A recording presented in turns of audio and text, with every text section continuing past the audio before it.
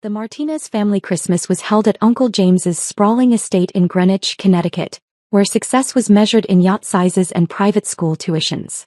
I sat on the leather couch in his home office, the one place I could escape the noise, reviewing market data on my laptop while the party continued in the main house. Daniel. Uncle James's voice boomed as he entered, scotch in hand, his Brioni suit probably worth more than most people's monthly salary. Still glued to that computer? Come on, it's Christmas. Take a break from whatever you're doing. Just reviewing some positions, I said quietly, closing the laptop partway. Positions, Uncle James chuckled, settling into his desk chair. You mean your little stock portfolio? Daniel, you're 36 years old. When are you going to get a real job instead of playing with stocks in your apartment? I do okay, I said mildly. Okay, he repeated with a laugh. Son, I've been in finance for 35 years. I run a private equity firm with $2.8 billion in assets under management. I know what okay looks like in this industry, and it's not sitting in your apartment day trading on E-Trade. I don't use E-Trade, I said. Whatever platform you use, he waved dismissively. Daniel, there's a difference between playing the market and actually working in finance. You need structure, mentorship, a real career path. I could probably get you an entry-level position at my firm. Analyst work, maybe. Nothing fancy, but it would be a start. That's generous, I said, keeping my voice neutral.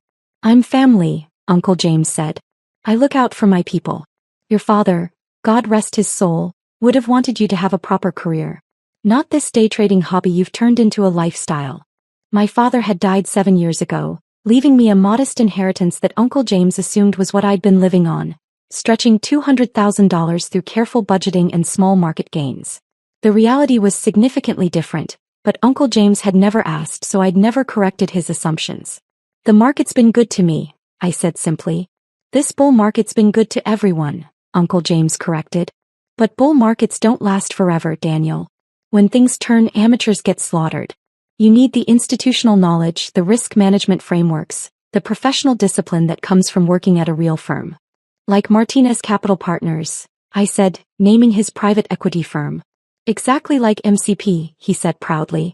We've been managing money for high-net-worth individuals and institutions for 28 years. We have processes, Daniel. Due diligence frameworks. Risk assessment protocols. That's how you protect capital and generate consistent returns. Your returns have been good, I acknowledged. I knew exactly how good. I tracked MCP's performance closely. 12% annually over the past 5 years, Uncle James said with satisfaction. That's real wealth building. Not the gambling you're doing with your laptop and your retail trading account. My phone buzzed. A message from Sarah Chin, my chief financial officer. Need to discuss the MCP position. Call when you can. I silenced the phone. See, that's what I mean, Uncle James gestured at my phone. You're constantly checking prices, reacting to every market movement. That's not investing, Daniel. That's speculation. Real professionals set strategy and stick to it. Makes sense, I said. I worry about you, Uncle James continued, his tone shifting to something almost paternal. You live in that modest apartment in Stamford. You drive a 7-year-old Accord. You don't seem to have a retirement plan or health insurance through an employer. Daniel, you're in your mid-30s. You should be building security, not gambling on stock picks. I appreciate your concern, I said. It's more than concern, it's reality, he said. Look, I'll be honest with you. The family talks. Your cousin Eduardo is making $400,000 a year at Goldman Sachs. Your cousin Maria runs a hedge fund with $600 million aim. And you're doing whatever it is you're doing. It's embarrassing, Daniel. Embarrassing for whom? I asked quietly. For the family, he said as if this were obvious. The Martinez name means something in finance. We're known for our success, our professionalism. And then there's you, the day trader nephew who lives like a college student. I nodded, returning my attention to my laptop. Are you even listening? Uncle James asked, irritation creeping into his voice. I'm listening, I assured him. You think I should get a real job? Leave investing to professionals like yourself. Stop playing with stocks. Exactly, he said, pleased that I'd understood. It's for your own good, Daniel. You can't day trade forever. Eventually you'll run out of money or the market will turn against you. Then what? Then I'll figure something out, I said. That's not a plan, Uncle James said. That's hope. Hope isn't a strategy. My phone buzzed again. Sarah, more insistent this time. Daniel, it's urgent. About MCP. I need to take this, I said, standing. Work call. Work, Uncle James snorted. Fine. But think about what I said. The offer stands. I'll get you an interview at MCP. Entry level, but it's a foot in the door. Better than whatever you're doing now. I stepped out onto the terrace, closing the door behind me, and called Sarah. What's happening? I asked. Martinez Capital Partners just published their year-end letter to investors, Sarah said. James is bragging about their 12% returns and their sophisticated risk management. He's also mentioned that they're planning a major expansion into Asian markets. I saw the letter, I said. I'd received it 2 weeks ago. Anonymously, like all communications from MCP to their largest investor. Daniel, their risk metrics are deteriorating, Sarah said. The Asian expansion is overleveraged. They're taking on debt to fund acquisitions in markets they don't understand. Their due diligence is sloppy. I've reviewed the documentation. They're going to get burned. How bad? I asked. Potentially catastrophic, Sarah said. If the Asian market's correct, which they're showing signs of doing, MCP could lose 40 to 50% of their capital. James is betting everything on continued growth in unstable markets. I was quiet for a moment, watching the Christmas lights twinkling across Uncle James's manicured lawn. Pull out, I said finally. All of it? Sarah asked. Daniel, that's $287 million. You're their largest investor by far. If you pull out, it could trigger a crisis. They're mismanaging risk, I said. That's exactly why we need to pull out. Execute it after the holidays. Give them until January 2nd to process the redemption request. This is going to hurt James personally, Sarah said quietly. Not just professionally. The reputation damage alone. Should have managed risk better, I said. This isn't personal, Sarah. This is protecting our capital. Understood, she said. I'll draft the redemption notice. I ended the call and returned to the office. Uncle James was pouring another scotch. Everything okay? He asked. That work call seemed serious. Just portfolio management, I said.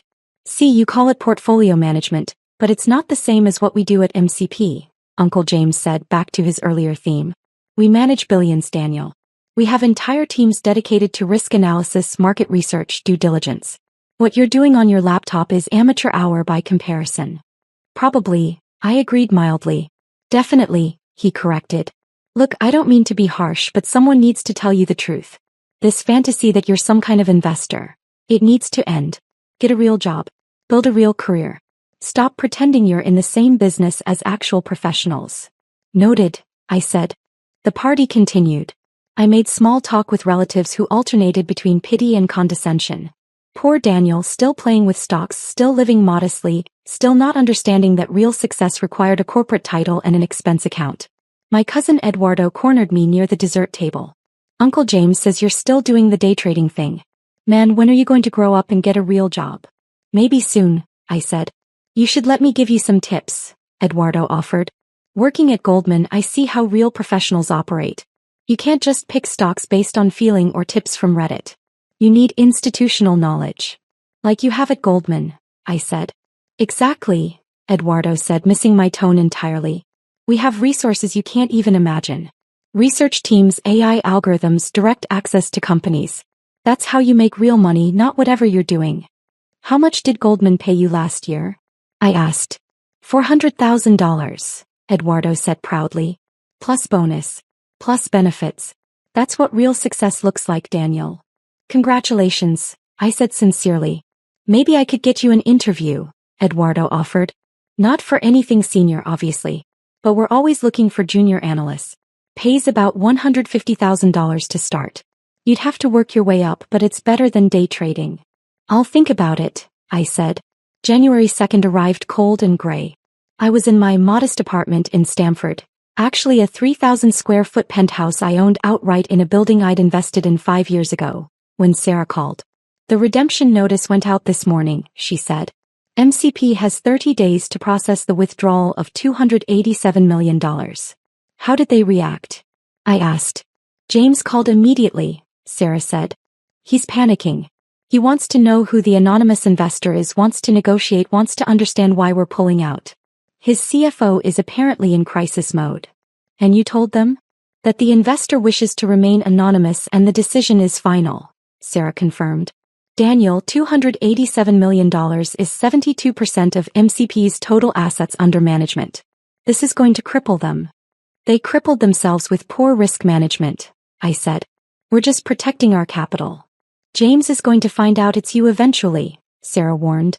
When he sees the wire transfer, when he tracks the beneficial ownership, he'll figure it out. I know, I said. I'm ready for that conversation. Over the next week my phone started ringing. Uncle James repeatedly. I let most calls go to voicemail, but his messages grew increasingly desperate. Daniel, I need your help. We're having a crisis at the firm. I know you're not in finance professionally, but I need someone I can trust. Please call me back. Daniel, this is serious. Someone is pulling $287 million from our fund. It's going to destroy us. I need family right now. Please. Daniel, where the hell are you? I've been calling for days. We're in trouble. Real trouble. I need to talk to you. On January 9th I finally answered. Daniel. Uncle James sounded ragged. Thank God. I've been trying to reach you for a week. I saw your messages, I said. What's going on? We're being destroyed, Uncle James said bluntly. Our largest investor, someone we've never even met who invests through layers of shell companies, is pulling out. $287 million, Daniel. That's 72% of our AUM. When word gets out, the other investors will panic and redeem too. We're finished. That's terrible, I said. What happened? I don't know. Uncle James's voice cracked. We've had 12% returns for 5 years. Our performance has been excellent. But this investor just suddenly decided to pull out. No explanation, no warning, nothing. Have you asked them why? I suggested. They won't talk to us, Uncle James said. They're completely anonymous. Work through lawyers and shell companies.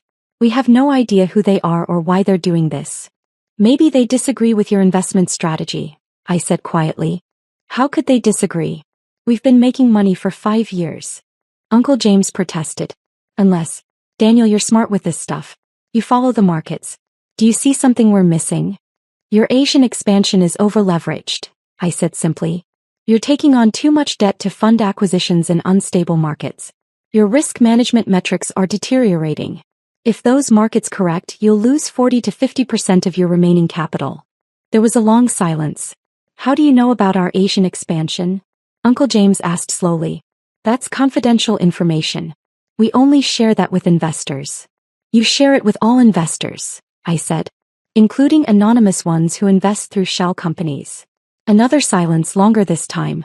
Daniel, Uncle James said carefully, what are you saying? I'm saying I've been your largest investor for 5 years, I said calmly. The $287 million being withdrawn. That's mine. Well, technically it's held through Clearwater Investment Holdings, which is owned by Summit Capital Trust, which is owned by Meridian Asset Group, which I own. But yes, it's my money. That's impossible, Uncle James said, but his voice lacked conviction. You're a day trader. You live in a modest apartment. You drive an Accord.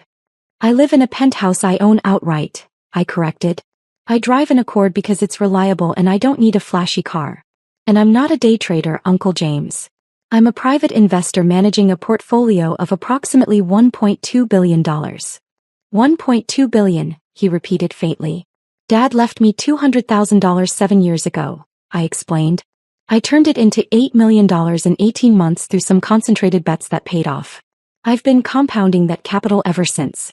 Currently, I manage money for myself and about 30 other ultra-high net worth individuals who appreciate discretion. But you work from home. You don't have an office. I have a team of 12 people, I said. CFO, analysts, legal counsel, compliance officers. They work remotely. We don't need a fancy office to analyze investments and manage risk. The $287 million you invested in my firm, Uncle James said slowly. That was 5 years ago. You were 31 years old with what, maybe $20 million to invest. $35 million at the time, I corrected. MCP was attractive because your returns were solid and your risk management looked good. I invested $35 million initially, and it grew to $287 million over 5 years. 12% annually compounds nicely. Why didn't you tell me? Uncle James asked, and he sounded genuinely hurt. You never asked, I said simply. You assumed I was a day trader playing with Dad's inheritance. You mocked my work, dismissed my career, told me to get a real job. You measured my success by visible markers, office, title, expense account, and concluded I was a failure. But we could have worked together. As partners. No, I said firmly. You wanted to give me an entry-level analyst position. You wanted me to learn from you, to understand how real professionals operate. You weren't interested in partnership. You were interested in charity. Daniel. I'm withdrawing my capital because your risk management has deteriorated, I continued. The Asian expansion is reckless. You're over-leveraged. You're chasing returns without properly assessing downside risk. That's not how I invest, and I won't leave $287 million in a fund that's mismanaging risk. We can fix it, Uncle James said desperately. If you give us time. I gave you 5 years, I said. You had excellent risk management when I invested. Then you started chasing higher returns, taking bigger risks, convincing yourself that the bull market would last forever. I warned you, through my representatives, about the Asian exposure 6 months ago. You ignored the feedback. That was you, the anonymous investor who questioned our Asia strategy. That was me, I confirmed. You dismissed the concerns as coming from someone who didn't understand the opportunity. Your exact words in the letter you sent to investors in July. Uncle James was silent. The redemption stands, I said. Transfer the $287 million by January 31st. After that, what you do with MCP is your business. But I won't be involved anymore. This will destroy the firm, Uncle James said quietly. When the other investors hear that our largest backer pulled out, they'll panic. We'll have a run. We'll have to liquidate everything. You'll survive, I said. You'll be smaller, humbler, hopefully more careful about risk. But you'll survive. The family is going to hear about this, Uncle James said, and there was an edge of anger now. They're going to know you destroyed my firm. I didn't destroy your firm, I corrected. Your poor risk management did. I'm just protecting my capital. That's what real investors do, Uncle James. We manage risk first, chase returns second. I ended the call. The Martinez family WhatsApp group exploded within hours. Uncle James had apparently told everyone his version of events, which painted me as the villain who'd secretly invested in his firm and then betrayed him by withdrawing at the worst possible time. My cousin Eduardo called. Daniel, what the hell? You destroyed Uncle James's firm. I withdrew my investment, I said. There's a difference. You were his largest investor and you never told him it was you. That's deceptive. I was an anonymous investor, I corrected. Like many institutional investors prefer to be. James never asked who his backers were. He just took the money and assumed they'd stay forever. Your family, Eduardo protested. You owe him loyalty. I'm an investor, I said. I owe my capital protection. When James started taking excessive risks, I pulled out. That's not betrayal, that's fiduciary responsibility. Fiduciary responsibility, Eduardo repeated mockingly. You sound like you actually think you're a real investor. I manage $1.2 billion, I said simply. What would you call that? Silence. You're lying, Eduardo finally said. You can't possibly manage that much. You work from home. You don't even have an office. Call Sarah Chin at Clearwater Investment Holdings, I suggested, giving him the number. She's my CFO. She can verify whatever you want to know. This is insane, Eduardo said and hung up. My cousin Maria called next. She was smarter, less emotional. Daniel, I'm looking at the Delaware Corporation filings. Clearwater Investment Holdings, Summit Capital Trust, Meridian Asset Group. They all trace back to you. This is real. It's real, I confirmed. How much are you actually managing? She asked. $1.2 billion in total portfolio value, I said. About 30 clients, all ultra-high net worth individuals who value discretion. And you've been doing this from your apartment in Stamford? Technology makes physical offices unnecessary, I said. My team works remotely. We have video conferences, shared secure databases, everything we need. The work matters, not the office. Jesus, Daniel, Maria said softly. I run a $600 million fund and I thought I was doing well. You've got double my aim and none of us knew. That was intentional, I said. I prefer operating quietly. Why? Why hide this from family? Because the family was more interested in judging me than understanding me, I said. Uncle James spent 5 years telling me to get a real job while I was literally his largest investor. Eduardo mocked my day trading while I was managing more money than Goldman paid him. You all measured my success by visible markers and concluded I was a failure. We were wrong, Maria said quietly. Yes, I agreed. What happens now? She asked. With Uncle James's firm? That's up to him, I said. If he's smart, he'll deleverage, reduce his risk exposure, rebuild slowly with better discipline. If he's not, he'll keep chasing returns and lose everything. You could help him, Maria suggested. I tried, I said. 6 months ago, through my representatives, I questioned his Asian expansion. He dismissed the concerns. He wanted the higher returns more than he wanted prudent risk management. That's not someone I can work with. Cold, Maria observed. Professional, I corrected. I manage other people's money, Maria. I have a fiduciary duty to protect that capital. When a fund manager starts taking excessive risks, I pull out. That's not cold, that's responsible. Fair enough, she said. For what it's worth, I think you did the right thing. Uncle James got cocky. He needed a reality check. He's getting one, I said. The family drama continued for weeks. Half the relatives sided with Uncle James. Betrayal, disloyalty, how could Daniel destroy family? The other half started looking at me with new eyes, particularly when they realized the scope of what I'd actually built. Uncle James himself didn't call again until February 15th. The redemption is processed, he said without preamble. The $287 million is being wired to Clearwater Investment Holdings today. Thank you, I said. For what it's worth, you were right, Uncle James said quietly. The Asian markets corrected last week. If we kept your money invested in our expansion strategy, we'd have lost 40% of it. Maybe 50%. You called it perfectly. I'm sorry it happened, I said and meant it. Are you? Uncle James asked. You seem pretty calm for someone who just destroyed his uncle's firm. I didn't destroy your firm, I said again. I withdrew my capital based on risk assessment. Your firm will survive, smaller but wiser. You still have $112 million in AUM from other investors who believe in you. That's enough to rebuild. If I can keep them from redeeming, Uncle James said. Then show them you've learned, I suggested. Deleverage. Improve your risk management. Prove that this was a learning experience, not a character flaw. Investors value wisdom gained from mistakes. Is that what you tell your clients? Uncle James asked. When you make mistakes? I tell them the truth, I said. About what went wrong, why it went wrong, and how I'm fixing it. Transparency builds trust.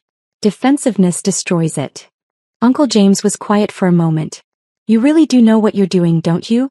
This isn't luck or a bull market. You actually understand this business. I've spent 15 years learning it, I said. Not in offices or boardrooms but in markets. Learning from mistakes, refining strategies, building discipline. The same way you built MCP 28 years ago, before you got complacent. Complacent, he repeated. That's what I've been. You're right. I got confident, started chasing returns, stopped questioning my assumptions. The anonymous investor feedback, your feedback, I should have listened. Yes, I agreed. You should have. Can I ask you something? Uncle James said. If I fix this, if I rebuild MCP with better risk management, better discipline, would you consider reinvesting? Maybe, I said. In 2 or 3 years, if your track record shows consistent risk management and you stop chasing outsized returns. But I'll always remain anonymous, Uncle James. That's non-negotiable. Why? He asked. Why hide when you're this successful? Because success isn't about recognition, I said. It's about doing the work well. I don't need people to know I manage $1.2 billion. I need to manage it responsibly. The moment I start caring more about reputation than results, I'll start making mistakes. Like I did, Uncle James said. Like you did, I agreed. Daniel. Uncle James said. I'm sorry. For how I treated you. For assuming you were just day trading. For offering you an entry-level analyst position like I was doing you a favor. You've been more successful than I have and I was too blind to see it. Thank you, I said quietly. For what? For finally asking instead of assuming, I said. That's all I ever wanted. For someone to actually ask what I do instead of deciding they already knew. The Martinez family Easter gathering was subdued compared to Christmas. Uncle James's firm had stabilized, he deleveraged, refocused on core competencies, and retained about $95 million in AUM from investors who believed in his recovery plan. Eduardo was noticeably quieter around me. Maria sought me out for investment advice. The family dynamic had shifted. I was no longer the day trading failure, but I wasn't entirely comfortable with the new perception either. People keep asking me about investments, I told Maria during dinner. Like I'm suddenly a guru because they found out I manage money. You do manage a lot of money, Maria pointed out. That doesn't make me a guru, I said. It makes me someone who's been consistent and disciplined for 15 years. Most people don't want to do the work. They want the shortcut, the secret formula, the insider tip. What do you tell them? She asked. That there are no shortcuts, I said. That successful investing is boring. It's research, risk management, patience, discipline. It's saying no to exciting opportunities that don't meet your criteria. It's pulling out of investments that start taking excessive risks, even when everyone else thinks you're crazy. Like you did with Uncle James, Maria said. Like I did with Uncle James, I confirmed. He's different now, Maria observed. Humbler. More careful. Good, I said. Maybe this will make him a better investor. It definitely made him respect you more, Maria said. I didn't do it for respect, I said. I did it to protect capital. The respect is a side effect. Take the win, Daniel, Maria smiled. You proved everyone wrong. Enjoy it a little. I proved that assumptions are dangerous, I said. That's not really a win. It's just a lesson everyone should have already known. My phone buzzed. Sarachin with the monthly portfolio report. Returns were up 14% for the year so far. Client satisfaction scores were at 96%. Assets under management had grown to $1.27 billion as existing clients increased their allocations. Work? Maria asked. Always, I said. Do you ever take a break? She asked. Ever just not work? This is what I love, I said simply. Analyzing markets, managing risk, growing capital. Why would I take a break from something I love? Because that's what normal people do, she said. I'm not normal people, I said. I'm someone who found work that matters to me and built a life around it. The modest apartment, the old Accord, the low profile, that's all intentional. It keeps me focused on what actually matters. Which is the work, I said.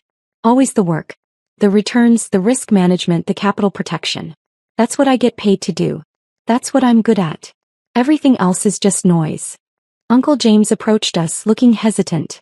Daniel, can we talk? Of course, I said. Maria excused herself, leaving us alone on the terrace. I've been thinking, Uncle James said, about what you said. About rebuilding MCP with better discipline. I wanted to run something by you. Hey, I said. What if we partnered? He asked.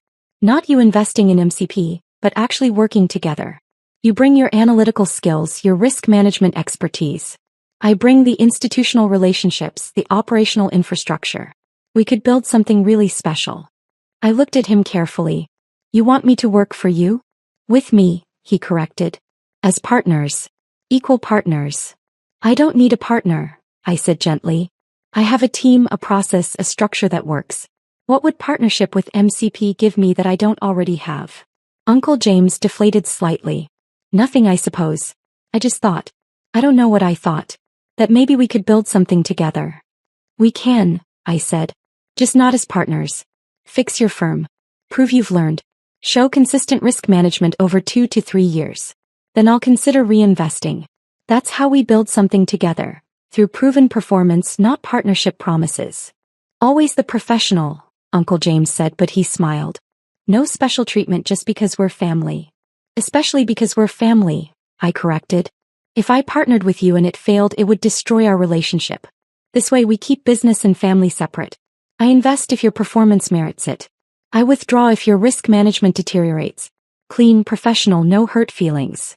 No hurt feelings? Uncle James raised an eyebrow. Daniel, I was devastated when you pulled out. You were devastated that your risk management failed, I corrected. Not that I pulled out. The pullout was a symptom, not the cause. Subtle distinction, he observed. Important distinction, I said. We stood in silence for a moment, watching the sun set over the Connecticut countryside. Your father would be proud, Uncle James said finally. Of what you've built.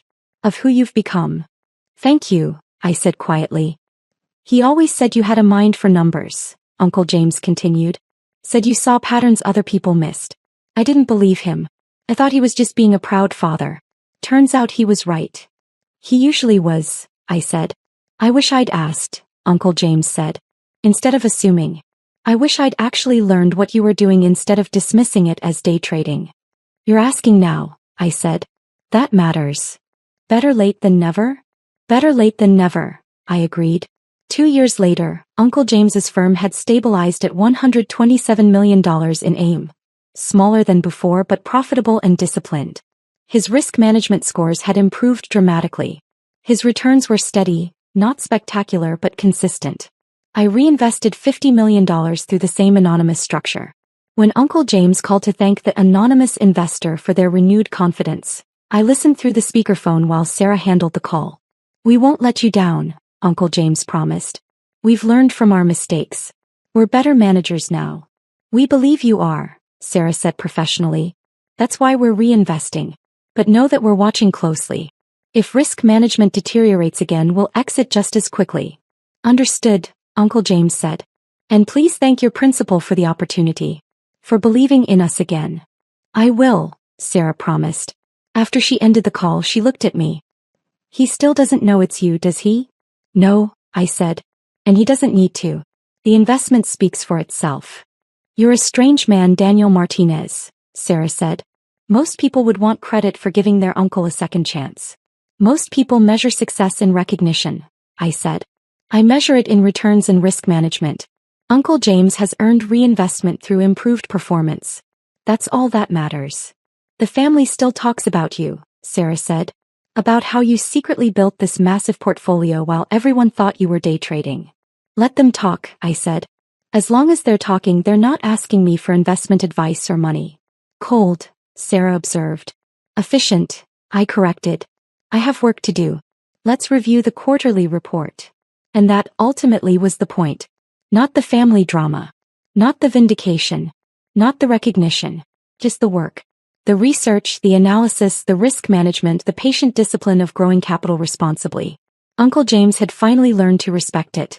The family had finally learned to see it. But I'd known all along what mattered. And it wasn't their approval. It was the work itself. Always had been. Always would be.